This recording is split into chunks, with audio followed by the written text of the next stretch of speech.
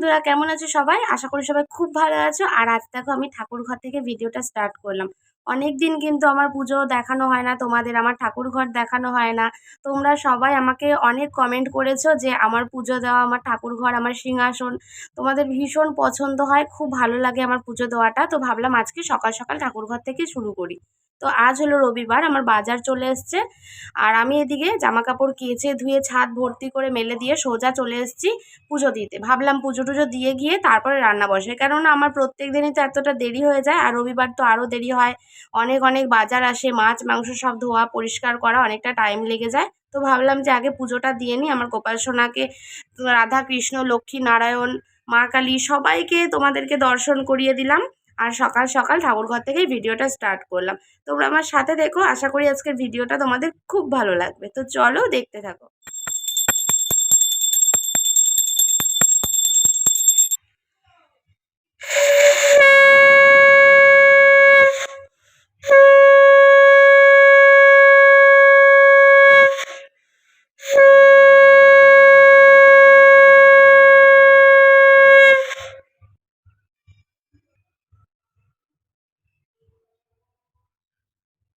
সকাল সকাল স্নান করে আমার গোপালের হাসি দেখো মুখে, হাসিটা দেখেছো, মুখটা দেখো।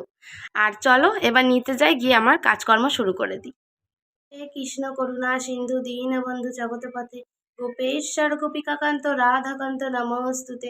হরে কৃষ্ণ কৃষ্ণ কৃষ্ণ হরে হরে, হরে রাম রাম রাম হরে হরে।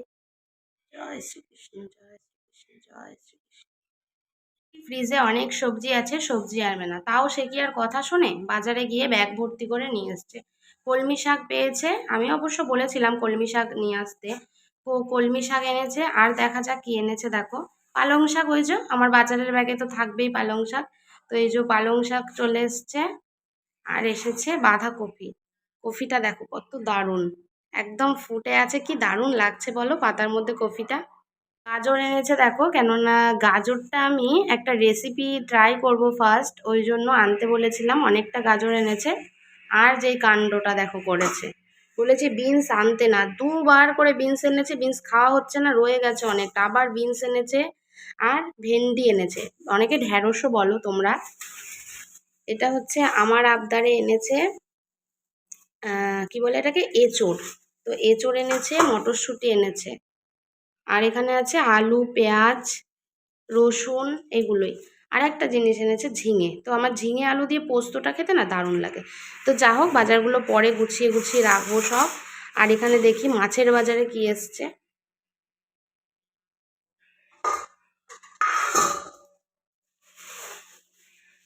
এখানে আছে ভোলা মাছ।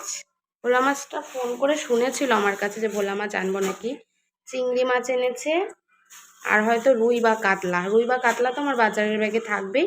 আর তার সাথে মাংস। তো চলো এগুলো মাছ মাংসগুলো ধুয়ে পরিষ্কার করে নিই। মাছ ধোয়া কমপ্লিট। চিংড়ি মাছটা মানে সব অল্প অল্প করে ধুয়েছি, কেননা রান্নার সময় তো আবার ধুয়ে নিতে হয়। আর এখানে আছে রুই মাছ আর হচ্ছে ভোলা মাছ। আর এখানে আছে মাংস, বোনলেস চিকেন আনতে বলেছিলাম খানিকটা মোমো টোমো করার জন্য, ওই জন্য নিয়ে এসেছে। চলো এগুলো সব গুছিয়ে রেখে রান্না বান্না শুরু করি।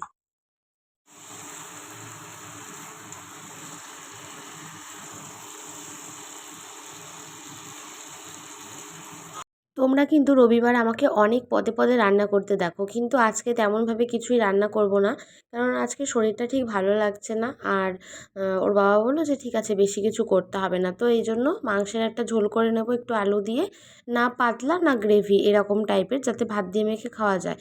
কেননা ডাল করব না যেহেতু। আর আমি আর আমার মেয়ে কষা কষা খেলে, আমার বর কিন্তু একদমই পারে না কষা কষা তরকারি খেতে। আর ওই জন্য একটু ঝোল ঝোল রাখা হয়েছে। এবার এই ব্যাস, ঝোলটা কমপ্লিট হয়ে গেছে অলরেডি, শুধু ফুটতে দিয়েছি। এর মধ্যে গরম মশলা দিয়ে নামিয়ে দেবো, তাহলেই মাংসের ঝোলটা রেডি হয়ে যাবে। আর করে নেব কলমি শাক ভাজা। এই যে গরমটা পড়েছে, আর কলমি শাক ভাজা এত ভালো লাগে না খেতে, আমারও ভীষণ প্রিয়, আমার বরেরও ভীষণ প্রিয়। আর মানে প্রত্যেক দিনের খাবারের পাতে একটা শাক থাকা কিন্তু খুবই প্রয়োজন। শাক খাওয়া ভীষণ ভালো, সেটা বলে আর কি বড়রা। তো ওই জন্য। আর এই দেখো শাক ভাজা কমপ্লিট হয়ে গেছে, আর মাংস আমার বরের জন্য বাটি করে বেড়ে নিয়েছি। এইবার শুধু ভাত বেড়ে দেবো। তো আমার বরমশাইয়ের জন্য ভাত বেড়ে দিয়েছি। ও বলল যে অনেকটা বেলা হয়ে গেছে, চলো সবাই একসাথে বসে খেয়ে নাও। তো সে আর কি আর উপায় আছে বলো, মাম্মাকে এখনও খাওয়াইনি আর ওকে একা একা তো এখনও ভাত খেতে দিই না সেইভাবে। কখনো একটু আলু ভাতে মেখে দিয়ে ভাত দিয়ে খেতে দিলাম সেটা আলাদা, কিন্তু ঝোল তরকারি দিয়ে দিই না। তো ওই জন্য মেয়েকে খাইয়ে নিয়ে আমিও খেয়ে নিয়েছি। আর আমাদের বাড়ির পাশেই একটা মাঠ আছে, সেখানে স্পোর্টস হচ্ছে। তো ওইখানে মেয়েকে নিয়ে একটু এসছি। আসলে আমাদের না দুপুরে একটু বেরোনোর কথা ছিল, মানে খাওয়া দাওয়া সেরে। তারপর বরের একটু অসুবিধা হয়ে গেছে, বললো সন্ধেবেলা বেরোবো। আর মেয়ে তো এদিকে বায়না করছে যে না আমি বেরোবো বেরোবো। তো ওই কারণে ওকে নিয়ে এখানে খেলা দেখাতে নিয়ে এসছি। আর দেখলাম এসে যে ওর মতন ছোট ছোট অনেক বাচ্চারা কিন্তু নাম দিয়েছে। তো পরে ভাবলাম যে আমার মাম্মাকেও নাম দেওয়ালে ভালো হতো, কিছু পারুক না পারুক ওরও ভালো লাগতো সবার সাথে খেলে আর কি। আর এখানে এসে বলছে আমার জল তেষ্টা পেয়েছে। তো আমি তো জলের বোতল নিয়ে আসিনি, ওই জন্য আমাকে বাড়ি যেতে হয়েছিল আবার। আর এই বাচ্চাদের মানে বড়দের খেলাধুলো তো ভালো লাগেই, কিন্তু বাচ্চাদের দৌড় বলো বা যে কোনো খেলা ভীষণ ভালো লাগে কিন্তু দেখতে। একরকম বললে আর এক রকম করে এরা, সেটাই বেশি মজার লাগে বেশ। তো সব খেলা টেলা দেখে আমরা বেরিয়ে এসেছি। আর এবার একটু বেরিয়েছি চুঁচুড়ার দিকে। কেন এসেছি, কী কারণে এসেছি, আর মাম্মাকে দেখে বুঝতেই পারছো কোনো একটা প্রবলেম হয়েছে, ও ছটফট করছে। আর আমরা একটু চুঁচুড়াতে খুবই এমার্জেন্সি একটা কারণে মানে এসছি আর কি, আসতে হয়েছে। তো কেন এসেছি, কী কারণে এসেছি সেটা আর এই ভিডিওতে তোমাদেরকে বলছি না। তার জন্য তোমরা নেক্সট ব্লগের জন্য ওয়েট করো। আর আমাদের পাশে থেকো। এই ভিডিওটা সকাল থেকে কেমন লাগলো সেটা অবশ্যই কিন্তু কমেন্ট সেকশানে জানাতে ভুলো না। তো ভাবলাম সানডের ব্লগ সকাল থেকে খুব ভালোভাবেই কেটেছে, তো ভালোটাই তোমাদের সাথে শেয়ার করি। তো চলো টাটা।